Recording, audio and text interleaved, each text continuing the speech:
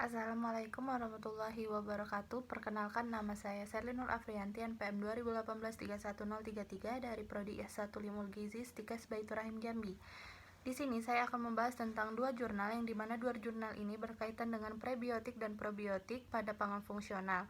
Untuk memenuhi tugas mata kuliah pangan fungsional, adapun jurnal yang pertama yaitu tentang retensi kadar inulin dari umbi gembili pada produk cookies sebagai alternatif produk pangan tinggi serat, dan jurnal yang kedua yaitu potensi tepung umbi gembili pada yogurt simbiotik terhadap nilai pH dan sifat organoleptik. Nah, sebelum kita bahas kedua jurnal ini, sebaiknya kita tahu terlebih dahulu apa itu gembili, prebiotik, inulin, ataupun probiotik. Adapun gembili itu merupakan salah satu bahan pangan berpotensi sebagai bahan pangan fungsional. Umbi gembili ini diketahui memiliki kandungan prebiotik berupa inulin.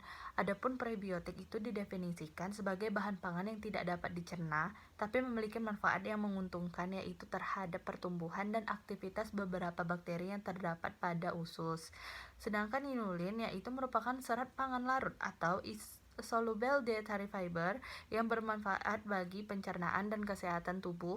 Inulin ini larut dalam air namun tidak dapat dicerna dalam sistem pencernaan.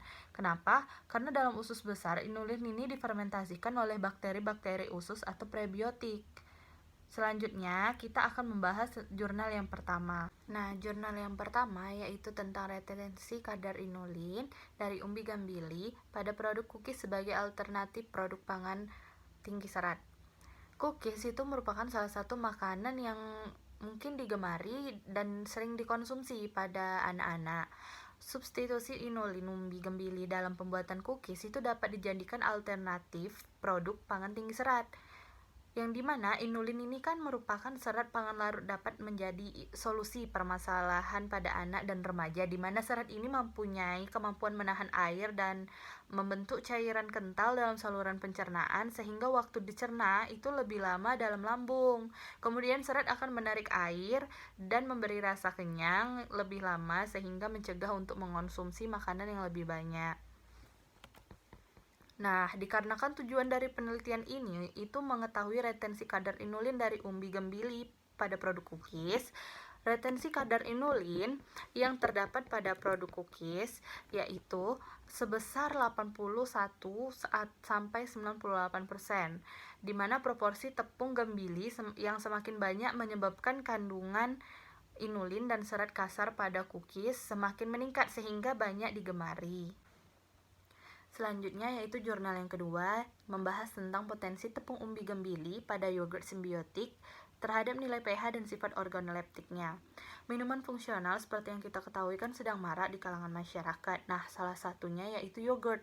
Ini mana yogurt ini merupakan produk susu yang dipasteurisasikan, kemudian difermentasi sampai diperoleh keasaman, bau, rasa yang khas, yang dibuat dengan menggunakan bakteri baik, yaitu ada bakteri Streptococcus thermophilus, ada Lactobacillus bulgaricus, dan Lactobacillus acidophilus.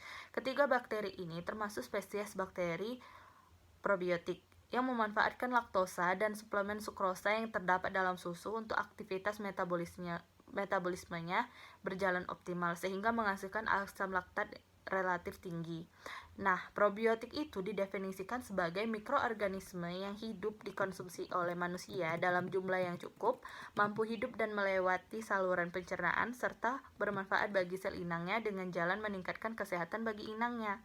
Penambahan tepung umbi gembili pada minuman fungsional ini, yaitu yogurt tadi, itu diharapkan dapat meningkatkan kandungan serat pangan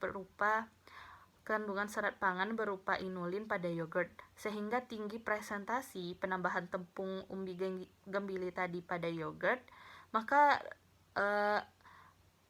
nilai pH-nya akan semakin rendah, dan uji organoleptik kekentalan menunjukkan pengaruh nyata penambahan tepung umbi gembili pada yogurt ini.